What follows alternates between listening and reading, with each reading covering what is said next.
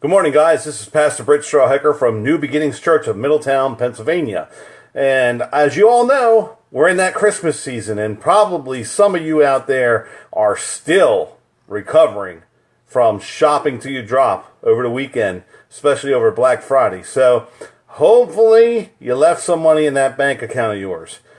Anyway, we're in the Christmas season, and previously on One Way, One Truth, One Life, we did a series called Creative Problem Solving, where we looked at life's problems and how can we handle problems as they come to us. And we used the basis of the creation story in Genesis to try to give us some steps that could help us go through and solve our problems. What we learned through that process, hopefully, is that Jesus is still the answer to life's struggles and life's mysteries and life's problems and the questions that we face in life. Jesus has always been the answer. He's the same today as he was yesterday, as he will be tomorrow. We're going to talk about him this week and the prophecies that were said about him prior to his arrival here on earth many, many years ago, over 2,000 years ago now. So we're going to look at today Isaiah chapter 7. And if you look in this chapter, you're going to find, starting at verse 13, it says this: Then Isaiah said, Hear now, you house of David, is it not enough to try the patience of men? Will you try the patience of God also? Therefore, the Lord himself will give you a sign. The virgin will be with child, and will give birth to a son, and will call him Emmanuel. And Emmanuel, as many of you know, means God with us. So here is Isaiah, in the midst of his prophecies to Israel, telling them about something that's going to happen, a sign from God that things are going to change. And it's going to be in the form of a virgin being with child and bringing forth a son, calling him Emmanuel. And this prophecy was reiterated back in the Gospel of Matthew. And here's a story that we find in chapter 1 in Matthew that refers back to this prophecy in Isaiah. This is how the birth of Jesus Christ came about. His mother Mary was pledged to be married to Joseph. But before they came together, she was found to be with child through the Holy Spirit, because Joseph, her husband, was a righteous man and did not want to expose her to public disgrace. He had in mind to divorce her quietly.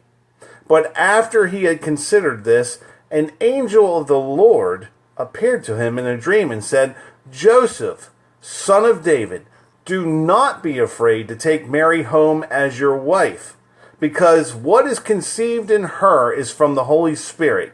She will give birth to a son, and you are to give him the name Jesus, because he will save his people from their sins. And now here's where this particular passage refers back to Isaiah. It says at verse 22, all this took place to fulfill what the Lord had said through the prophet. The virgin will be with child and will give birth to a son, and they will call him Emmanuel, which means God with us.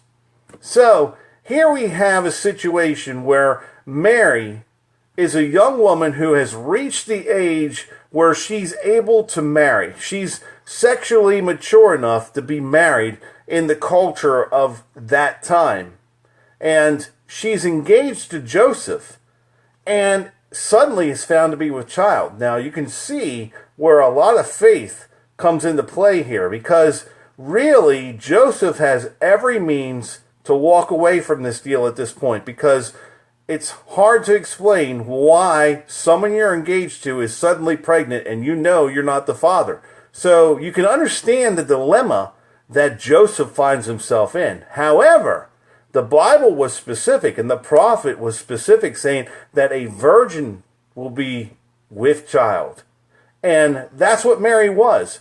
As far as the Bible tells us, Mary had never been with anybody previously and was not even with Joseph at that time. So really, she was a virgin that was suddenly with child. So you can understand Joseph's dilemma, where he has to accept that this is meant to be according to God's plan, and he has to be willing to face the public murmurings that this could bring about.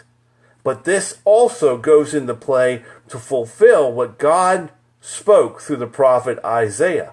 So in order to make this prophecy work, you had to have a faithful and a just man. And it says here, because Joseph, her husband, was a righteous man, he was a righteous man, and he didn't want to expose her to public disgrace. That's a man that has character. That's a man that has principle. That's a man who has faith in God. And then to be inspired in a dream by the angel of the Lord and being told, hey, don't be afraid to marry Mary because she hasn't done anything wrong. This is all according to God's plan, and God needs your help to be accepting of this and be willing to marry her, even though she's already with child. But the child that she is carrying came to her through the Holy Spirit.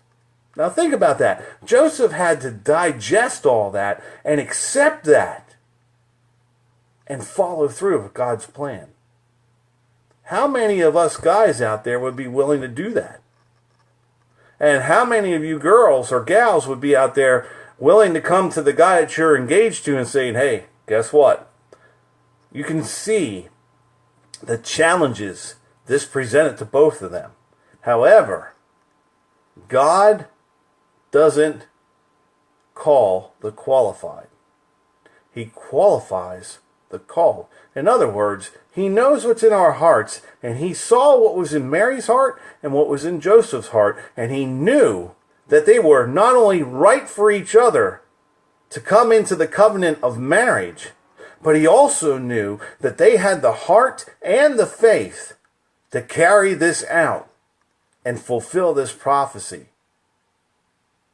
It's a great statement to their faith, and it's a great lesson to us.